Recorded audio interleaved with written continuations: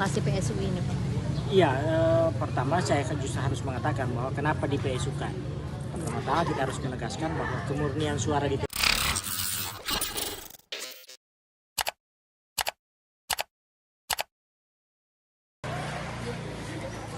Pemilihan suara ulang, PSU, dilakukan di TPS 04 Bukang Mata, Desa Tanete, Kecamatan Simbang, Kabupaten Maros, Sulawesi Selatan, Rabu, 3 Desember 2024.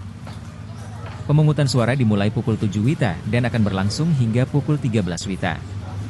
Pantauan langsung Tribun Timur di lapangan, satu persatu warga mulai berdatangan sejak TPS dibuka. Walaupun hujan turun, namun tak menyurutkan semangat warga untuk datang untuk menyalurkan suara. Hingga saat ini sudah 190 pemilih yang datang ke TPS. Sementara total DPT berjumlah 429 orang. Pada Pilkada 27 November lalu, ada 337 pemilihan yang menyalurkan suaranya. Komisioner Bawaslu Sulawesi Selatan Divisi Pencegahan Saiful Jihad nampak memantau langsung proses pemungutan suara ulang ini. Ia mengatakan PSU ini dilakukan karena adanya pemilih yang mencoblos menggunakan KTP Maros, padahal sudah pindah domisili. Ia menekankan, kemurnian suara pada kotak suara sangat penting. Sehingga, jika terdapat warga yang ikut memilih tanpa hak pilih di TPS tersebut, maka harus dilakukan PSU. Jika ada warga yang tidak berhak untuk memilih namun ikut memilih, maka ada surat suara yang tidak legal di kotak suara tersebut. PSU adalah jalan agar surat suara tersebut legal dan sah, disebutnya. Hingga saat ini Bawaslu telah mengeluarkan rekomendasi PSU di 12 TPS di sejumlah wilayah di Sulsel. Ada 12 TPS di Sulsel yang direkomendasikan untuk PSU Maros 1, Makassar 1, Bone 1, Jeneponto 1, Enrekang 3, Tanah Toraja 2, Toraja Utara. Lokasi PSU ini, Pak? Iya, pertama saya justru harus mengatakan bahwa kenapa di PSU-kan. Pertama-tama kita harus menegaskan bahwa kemurnian suara di TPS itu penting. Jika ada orang yang kemudian dianggap tidak berhak untuk ikut memilih dan ikut memilih, maka berarti di kotak suara itu ada suara yang tidak legal. Nah, PSU lah salah satu cara untuk semua surat suara ini menjadi sah dan legal dalam kotak suara. Nah, kita rekomendasikan dan kita pastikan bahwa jangan lagi terjadi hal-hal yang bisa berdampak pada PSU itu sendiri. Nah, di Maros ini ada satu TPS yang di PSU-kan, dari sudah 12 TPS sekarang yang direkomendasikan di tingkat pengawas di Sulsel untuk di PSU-kan. Salah satunya di Maros, di Simbang.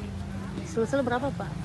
Di mana-mana saja? Sudah ada rekomendasi, sudah ada 12. Ada di Maros 1, Makassar 1, Bone 1, Jeneponto 1, kemudian Enrekang 3, Tanah Toraja 2, Toraja Utara 1, kemudian Luhut Timur 1.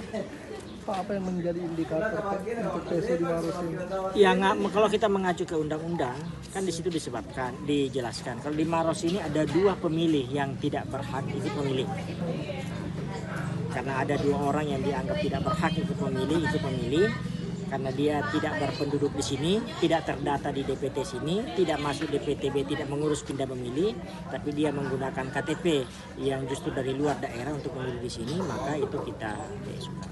Pak, ini kan mereka bisa lolos, ada tidak mungkin lebih ketat lagi pengawasannya atau akan seperti apa ke depannya? Iya, saya kira tinggal saya kira mungkin teman-teman salah memahami di beberapa tempat bahwa ketika dia bawa KTP maka dikasih surat suara. Nah, ini kita sudah pastikan tidak semua yang membawa KTP dapat suara. Kalau dia yang penduduk di sini maka diberikan surat.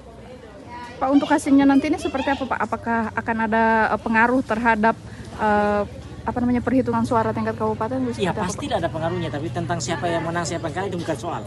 Pastilah kan akan bertambah atau akan berkurang dari dari perolehan yang lalu.